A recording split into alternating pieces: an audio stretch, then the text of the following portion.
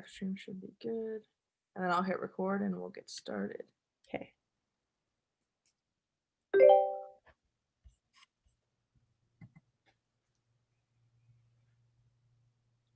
Live stream should be good. Okay.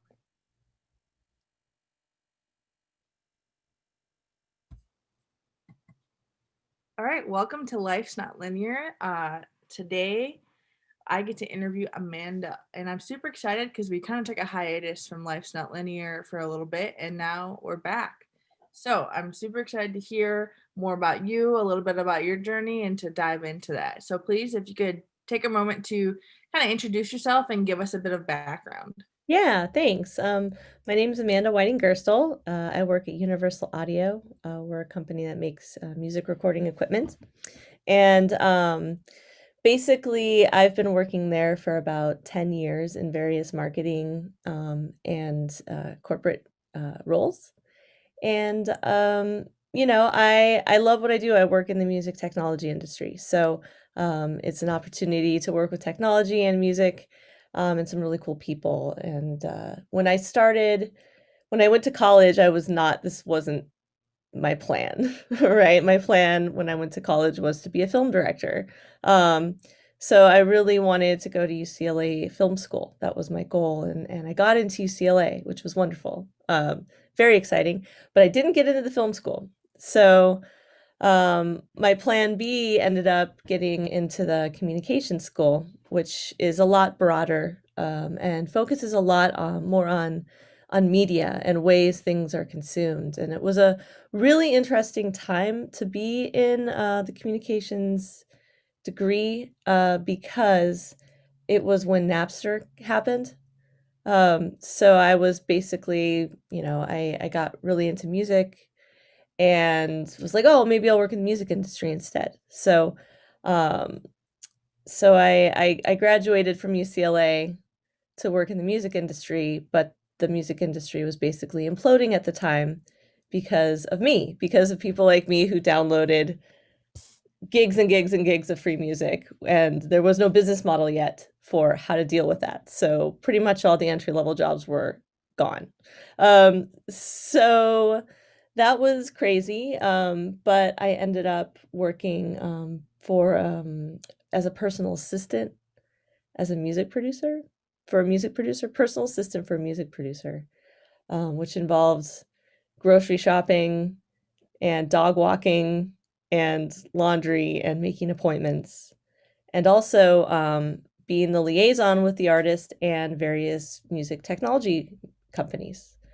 So it introduced me to this world of, hey, if you want to be in music, but don't necessarily want to do the 24/7 lifestyle, there is a whole industry of people who make music gear, also work from 9 to 5 Monday through Friday and get weekends off and 401k and kind of a little more stability than a lot of the music industry jobs out there.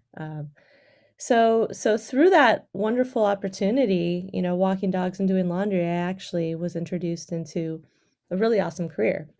So so that's kind of like my quick background on some of that.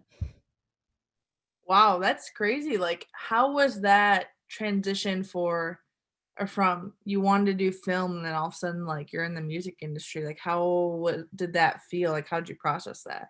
Well, totally. I think that's a really great part about college and early in your career. It's like you're gonna change your mind a lot because you're gonna get new experiences. And every time you get new experience and new information, you're gonna probably change your course, especially at the beginning. And that's good. That's healthy. You want to keep going towards what you like doing because you're going to be doing it for a long time.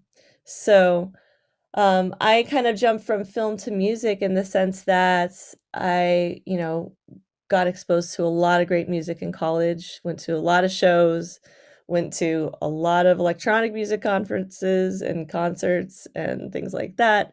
And it just became my passion. So, during that time, I became a DJ. I started writing some of my own music. and I just wanted to be surrounded by a 24/7. So, um, college enabled me to join the radio station. So I got a lot of great experience with radio and broadcast, um, and DJing as well. They had a setup there, so I would practice there. I would basically intern at the radio station so I could borrow their turntables so I could learn how to DJ because they didn't have laptop DJing at that time. It was just records and it was very expensive. So, so that's kind of how the transition to music kind of happened, was just a natural evolution. I have a passion for all things art, so but, one thing just kinda started sticking out, and when something sticks out at you, it's kind of a good thing to follow. That's super cool, and I appreciate you sharing kind of that transition. And I have a couple questions, but I first want to touch on the DJing. So, what made you get into DJing? How did that turn out? Did you go anywhere with it, or do you still do it? Oh, yeah, so I still DJ. I've been DJing for 20 years now, and I still play in San Francisco. I still, um, play out quite a bit. I've played 4 gigs in the last 4 weeks, so it's definitely a huge part of my life, and also part of what my career is now is part-time working at Universal Audio and part-time DJing and music production. I spent a lot of my 20s actually working really hard at my career, and so I'm taking a little bit of a sidestep now to get back into the music and keep what I'm doing as well. So yeah, I still do it. It's basically been the thing that has had me connected to music and that scene in a way that's healthy. It allows me to interact with music and art that doesn't necessarily involve going out every weekend, right? And being able to kind of express myself through that medium. So, Yeah, that's a good point. Like, I can't imagine the art industry, the music scene, and I just have a couple friends who like promote music at local bars, but even that's like every weekend going out, networking, talking to people, like promoting and finding this. So that's cool that you're able to like find your way of uh still being involved in something you love, music, but it's not like consuming. totally. What I found this really nice balance that if you're able to, there's something really powerful about if you have the confidence to think of your career as multiple income streams. Doesn't have to be one place with one income stream. You can be doing a few different things and having different income streams and different things happening. One example is, I have a friend who is a musician and also is doing an app, right? And also is working on a website, right? And has income streams coming from all of that. So if you're a creative person, you kind of have to do that. You have to be really entrepreneurial and think of be your own business person, basically. Be your own entrepreneur. Figure out what skills can you bring to the table and how can you monetize that. So you can do it that way, or it can just be a hobby that you keep on the side, and there's there are two very different lifestyles, and sometimes one's gonna be better for you, and sometimes the other one's gonna be better for you. Sometimes you're gonna want creativity in your day to day, and you have a little savings, and you kind of want to work and build something new, and sometimes you just want some stability and a paycheck and a nap. So, uh, both are really important, I think, to at least try once in your life to try both ways of living. I totally agree. Um, and so back when you were a personal assistant, how did you kinda, like, push through that? Like, the dog walking, the laundry, I can't imagine that that was, like, riveting. So No, no, it was not. No, and I was only there for 9 months. So those kind of jobs, open you up. Like that job was really hard and in some ways, but in some ways it kickstarted it because it gave me ideas, right?